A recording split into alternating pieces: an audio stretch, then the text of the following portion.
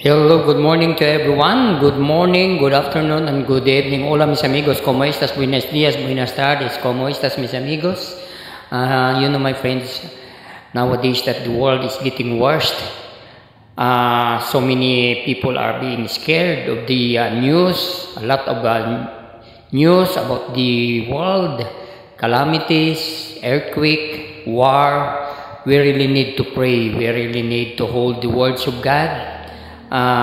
We need to recite this prayer day by day, Psalm 91 or Salmo 91, Tagalog version and English version. So we have to do it first, the Tagalog version of Salmo 91. Kailangan natin dasalin to araw-araw upang maalis ang mga takot sa ating mga puso, sa ating mga damdamin.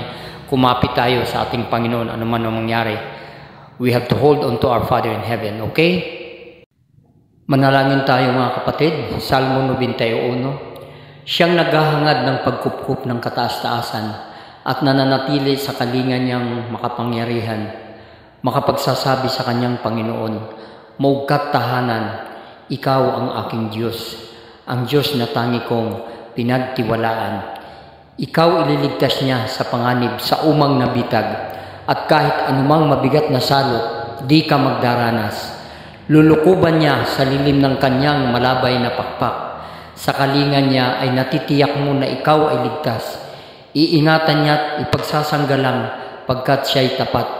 Pagsapit ng gabi, di ka matatakot sa anumang bagay.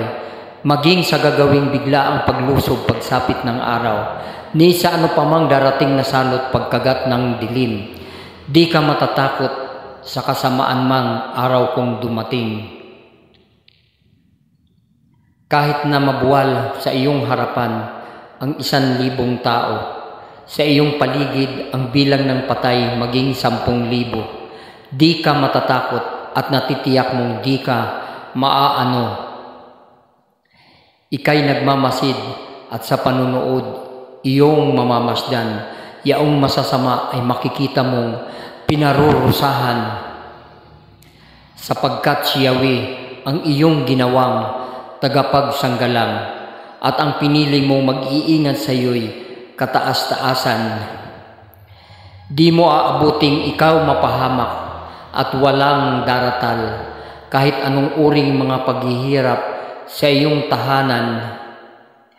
Susuguin niya ang maraming anghel, silang susubaybay. Kahit sa ang dako ikaw maparoon, tiyak iingatan. Sa kanilang palad ay itatayo kat sila magtataas nang hindi masaktan ang mga paa mo sa batong matalas. Kahit ang tapakan mo ay mga leon, ahas na mabagsik, di ka maaano sa mga serpiente't liyong mababangis.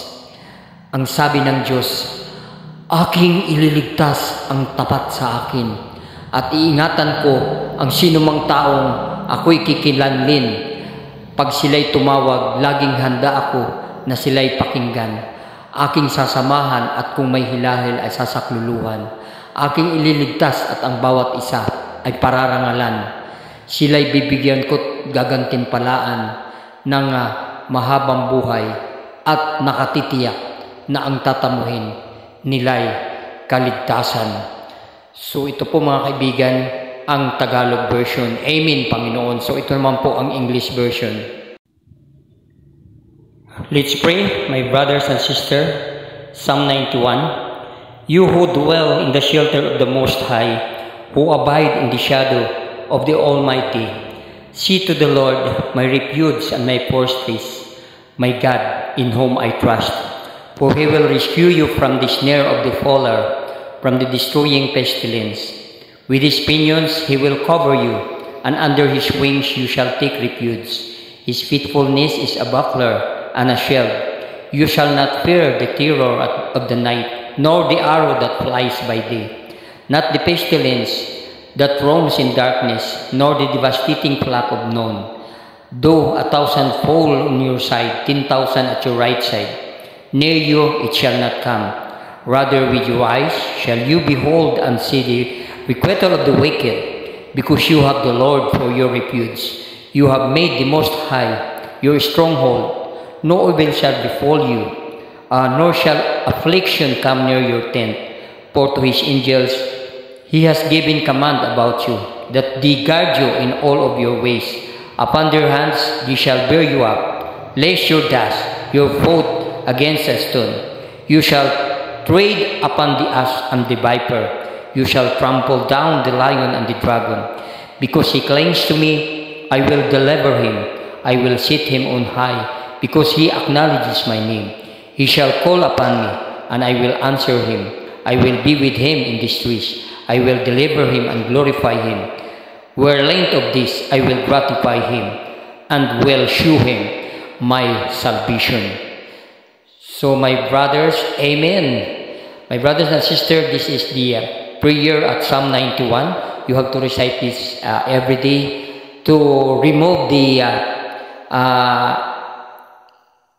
fear, whatever you have in your mind, in your heart, to be strong. This kind of prayer is very effective, my friends. So just keep close to our Father in heaven, keep close to our Jesus. Put your Father, put Jesus in our hearts with love, faith, and hope. No matter what happened to your surroundings, as long as you have Jesus in your heart, hold on to our Father in heaven, and everything will be okay. He will protect us. He will guide us. He will light our path as we pass by in this world. Always remember, my friends, that all of us we're just passing by in this world. All of us will perish. All of us will die. So, my brothers and sisters, again, thank you very much. Peace be with you, and God bless everyone. This is your friend, Brother Froilan Snyder Macor Sablo.